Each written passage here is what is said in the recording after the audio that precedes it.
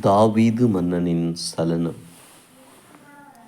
ஒரு நாள் மாலை பொழுது தாவீது குளித்துவிட்டு தன்னுடைய அரண்மனையின் மாடியில் உலாவிக் கொண்டிருந்தார். மெல்லிய குளிர்ந்த காற்று அவருடைய ஈரமேனியை தொட்டு செல்ல மிகவும் உற்சாகமாக அங்கும் இங்கும் நடந்து கொண்டிருந்தார். அப்போது அரண்மனைக்கு அருகே இருந்த ஒரு வீட்டருகே ஒரு இளம்பெண் குளித்து கொண்டிருப்பதை தாவீது பார்த்தார். அவளுடைய கொள்ளை அழகு தாவீதை மொத்தமாய் கொள்ளையடித்து விட்டது.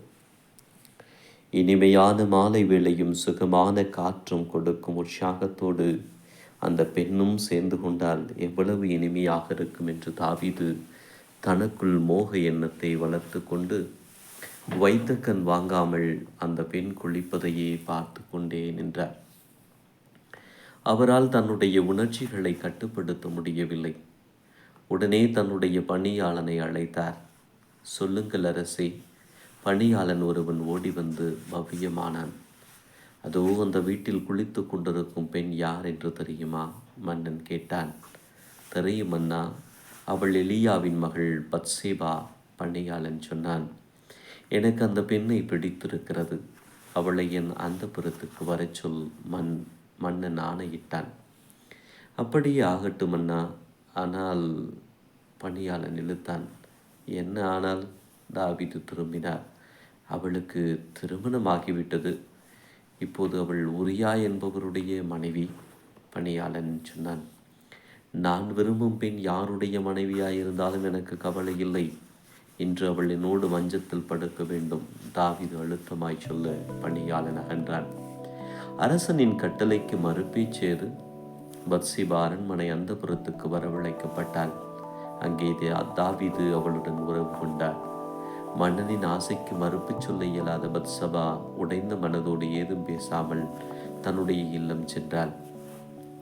பத்சேபாவின் கணவன் உரியா யோவாபு என்னும் படைத்தலைவனின் கீழ் பணியாற்றி கொண்டிருந்தான். அரசர் மேலும் மிகவும் மரியாதையும் பக்தியும் கொண்டிருந்தவன் அவன். தாவீதுக்கு பத்சேபா மேல் இருந்த காமம் குறையவே இல்லை. அவளை எப்படியாவது முழுமையாக அடைந்து விட வேண்டும் என்று ஆசைப்பட்டார்.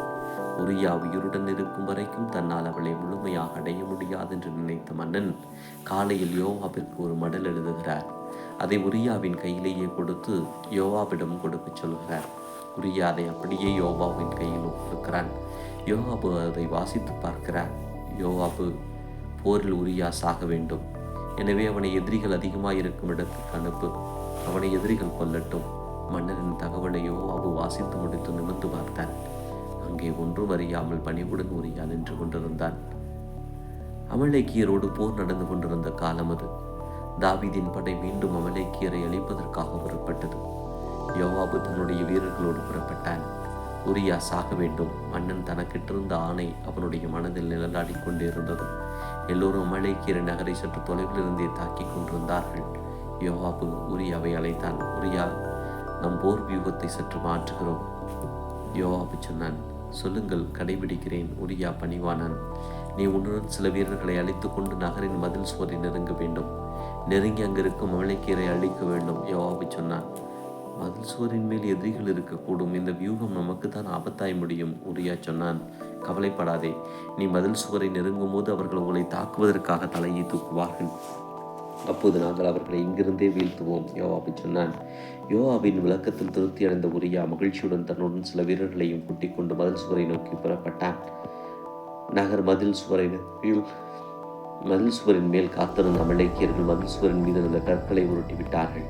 இதை சற்றும் எதிர்பார்த்திருக்காத உரியாவின் படை விலக நேரம் கிடைக்காததால் நசுங்கி அழிந்து போனது. அதை தூரத்திலிருந்து கவனித்துக் கொண்டிருந்தான் யோவாபு. கணவன் இறந்த செய்தி பத்சேபாவுக்கு தெரிவிக்கப்பட்டது. அவள் கதறி அழுதார். தாவீதோ உள்ளுக்குள் மகிழ்ந்தார். அவர் பணியாளர்களை அழைத்து உரியாவின் மனைவி இங்கு அழைத்து வாருங்கள் என்றார். பத்சேபா கலங்கிய விழிகளோடு தாவீது முன்னிலையில் வந்து நின்றார். தாவீது அவளிடம், பத்சேபா, கவலைப்படாதே. உரியாவின் மறைவு எனக்கு மிகவும் அதிர்ச்சியாக இருக்கிறது. இனிமேல் உன்னை காப்பாற்றும் கடமை எனக்கு இருக்கிறது. எனவே இனிமேல் நீ எனக்கு மனைவி ஆகிய அந்தப்புறத்தில் இருந்து என்று சொன்னார். பத்சேபா மறுத்து பேசும் உரிமையற்றவள். மன்னனின் கட்டளைக்கு கட்டுப்பட்டால் தாவீதின் மனைவியாகி அவருடன் வாழ்ந்து ஒரு மகனுக்கும் தாயானாள். தாவீதின் இந்த செயலை கண்ட கடவுள் கோபம் கொண்டார். அவர் நாத்தான் என்னும் இறைவாக்கினரை தாவீதின் அரண்மனைக்கு அனுப்பினார். நாத்தான் தாவீது மன்னனின் முன் வந்து நின்றார். அரசே வணக்கம், நீங்கள் நீடுடி வாழ வேண்டும். நாத்தான் வாழ்த்தினார். தாவீது மகிழ்ந்து போனார். சொல்லுங்கள் நாத்தான், தங்கள் வருகையின் நோக்கம் என்னவோ? தாவீது கேட்டார். அரசே, நான் ஒரு வழக்கோடு வந்திருக்கிறேன். நாத்தான் சொன்னான். வழக்கோடு வருவதுதானே உங்கள் வழக்கம். சொல்லுங்கள், உங்கள் வழக்கு எதுவானாலும் தீர்த்து வைப்பேன். தாவீது உறுதியளித்தார். அரசே, ஒரு நகரிலே ஒரு செல்வந்தனும் ஒரு வறியவனும் வாழ்ந்து வந்தார்கள். செல்வந்தனிடம் ஆயிரக்கணக்கான ஆடுகளும் மாடுகளும் நிறைந்திருந்தன. அவனுக்கு தேவை என்றால் ஆயிரக்கணக்கான மக்கள் அவர் கேட்பதையெல்லாம் கொடுக்க தயாராக இருந்தார்கள். ஆனால் அந்த ஏழையிடமோ ஒரே ஒரு ஆட்டுக்குட்டி மட்டுமே இருந்தது. அதை அவன் மிகவும் அன்பாக நேசித்தான். நேரம் கிடைக்கும் போதெல்லாம் அதை தன்னுடன் அணைத்து கொண்டு தான் உண்ணும் உணவில் முதல் தரமானதை அதற்கும் அளித்து அதனோடு விளையாடி மகிழ்ந்திருந்தான். அந்த ஆட்டுக்குட்டியும் தன் எஜமானிடம் ஒரு நண்பனைப் போல் மிகவும் அன்போடு இருந்தது. ஒரு நாள் அந்த செல்வந்தனை தேடி ஒரு விருந்தாளி வருகிறான். அந்த செல்வந்தனோ தன்னுடைய மந்தைகளையெல்லாம் விட்டுவிட்டு இந்த ஏழையின் ஒற்றையாட்டை பிடித்து கொண்டு சமைத்து விட்டான். நாத்தான் நிறுத்தினார். தாவீதின் கண்களில் கோபம் கொப்பளித்தது. என்னுடைய ஆட்சியில் இத்தனை பெரிய அயோக்கியன் ஒருவன் இருக்கிறானா? யார் அவன்? இப்போதை வெட்டி கொன்று விடுகிறேன். தாவீது சினந்தான். அது நீர்தான் மன்னா. நாத்தான் அரசன் முன் நேராக நின்று கொண்டு தன்னுடைய ஆட்காட்டி விரலை தாவீதின் முகத்திற்கு நேராக நீட்டினார். தாவீது திடுக்கிட்டு போனார். என்ன, நானா? நான் இப்போது அப்படி நடந்து கொண்டேன்? தாவீது கேட்டார். புரியவில்லையா மன்னா? உமக்கு எத்தனையோ மனைவிகள் இருக்க ஒரு ஏழை உரியாவின் மனைவியை நீ கவர்ந்து கொள்ளவில்லையா? அவனை சதித்திட்டம் திட்டி கொன்று விடவில்லையா? நாத்தான் தொடர்ந்தார். தாவீது திகைத்து போய் நின்றார். உம்முடைய இந்த செயலினால் கடவுள் மிகவும் கோபமடைந்து விட்டார். உன் மீது அவர் எத்தனை அன்பு வைத்திருந்தார். நீ நடத்திய அனைத்து போர்களும் வென்றாயே. உன் வேண்டுதல்கள் ஏதும் நிராகரிக்கப்படவில்லையே. ஒரு ஆடு மேய்ப்புவன் என்னும் நிலையிலிருந்து அரசன் என்னும் இருக்கைக்கு உன்னை அழைத்து வந்தது அவர்தானே. அவருக்கு எதிராய் நடந்து கொண்டிருக்கிறாயே, தவறில்லையா? நாத்தான் தைரியமாக பேசினார். தாவீது தம்முடைய தவறை உணர்ந்தார். உடனே மண்டியிட்டு அழுதார். கடவுளை, என்னுடைய அறிவீனத்தினாலும் பல்லவீனத்தினாலும் தவறிழைத்து விட்டேன், என்னை மன்னியும் என்று கதறினார். தாவீது மனம் திருந்தியதை அறிந்த கடவுள் நாத்தான் வழியாக தாவீதிடம் மீண்டும் பேசினார்.